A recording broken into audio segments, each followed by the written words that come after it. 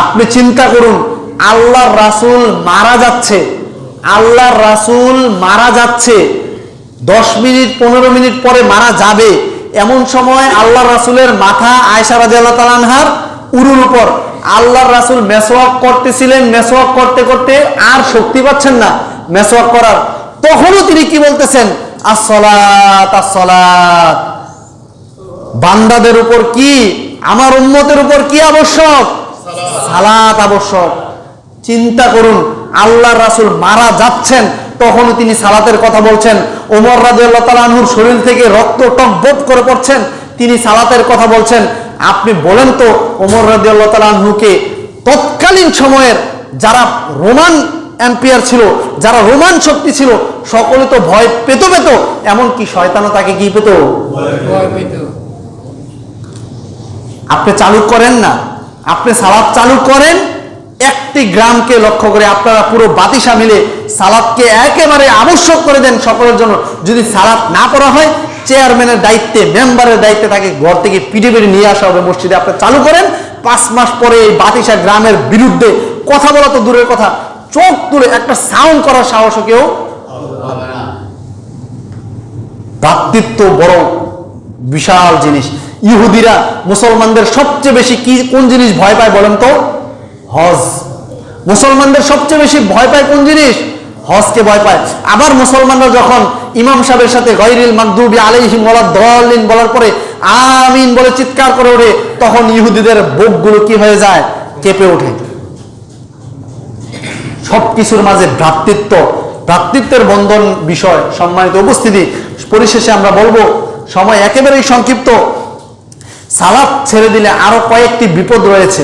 এই বিপদগুলোর কথা বলে আমরা শেষ করব। যদি কোনো ব্যক্তি সালাত ছেড়ে দেয়, তাহলে সে জাহান্নামের 7টি স্তর রয়েছে। কয়টি স্তর? 7টির মধ্যে সাকর নামে যে স্তর রয়েছে, সেই স্তরের মধ্যে সে যাবে। কিভাবে? আল্লাহ তাআলা পবিত্র কোরআনে বলছেন, যখন সাকর নামক জাহান্নামীরা যাবে, তো ওই সাকর নামক জাহান্নামের যারা প্রহরী থাকবে, ফেরেশতারা যারা দায়িত্বে থাকবে, ওই দায়িত্বশীল ফেরেশতারা বলবে, এটা আল্লাহ তাআলা হুবহু কোরআনে তুলে দিয়েছে, দায়িত্বশীল ফেরেশতারা বলবে, মা সালাকাকুম ফি সাকর। আচ্ছা, আপনারা সবাই যে সাকর নামক জাহান্নামে আসলেন, আপনাদের কি কি দোষ বলেন তো? মানে মা সালাকাকুম ফি সাকর, মানে কোন রাস্তা অবলম্বন করে আপনারা কি সাকর নামক জাহান্নামে আসলেন? 1 নম্বরে কি বলবে জানেন? ক্বালু লাম নাকু মিনাল মুসাল্লিন। তারা সবাই বলবে, আমরা নামাজের মুসল্লি ছিলাম না। 2 নম্বরে বলবে, ওয়ালাম নাকু নুতাইমুল মিসকিন, আমরা মিসকিনকে খাবার খাওয়াতাম না।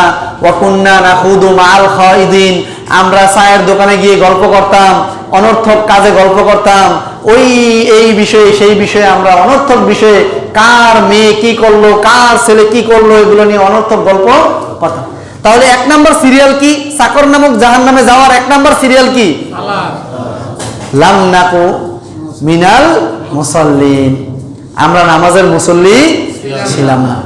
সম্মানিত উপস্থিতি, শুধু তাই নয়, পবিত্র কোরআনে 29 নম্বর পারায় আল্লাহ সুবহানাহু ওয়া তাআলা আরো ভয়ঙ্কর অবস্থা বলছেন। সেটা কি? কিয়ামতের দিন আল্লাহ তাআলার পায়ের গোছা তো বোঝেন আপনারা, পায়ে যে গোছা, এই গোছা উন্মুক্ত করা হবে। সুবহানাল্লাহ। আল্লাহ তাআলার পায়ের গোছা উন্মুক্ত করা হবে। ইবনে আব্বাস রাইসুল মুফাসসিরিন, পৃথিবীর সবচেয়ে